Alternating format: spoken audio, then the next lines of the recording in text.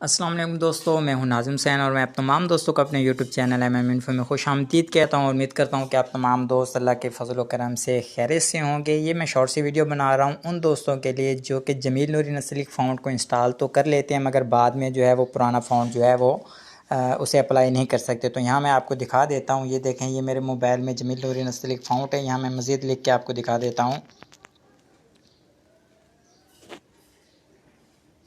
تو یہ آپ دیکھ سکتے ہیں میرے موبائل میں جمیل نوری نسلک فونٹ ہے۔ تو یہ میرے پاس جو موبائل ہے یہ بھی میں آپ کو دکھا دیتا ہوں، یہ میرے پاس کون سا موبائل فون ہے۔ یہ آپ دیکھ سکتے ہیں انفینکس نوٹ 10 پرو میرے پاس موبائل فون ہے۔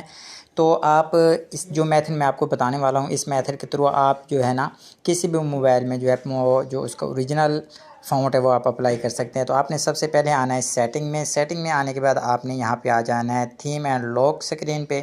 اس کے بعد آپ نے یہ دیکھیں مائی فونٹ لکھا ہوا ہے، مائی فونٹ پہ آنا ہے اور یہاں یہ دیکھیں ڈیفالٹ لکھا ہوا ہے، یا ڈیفالٹ پہ کلک کر کے آپ نے اسے اپلائی کر دینا ہے۔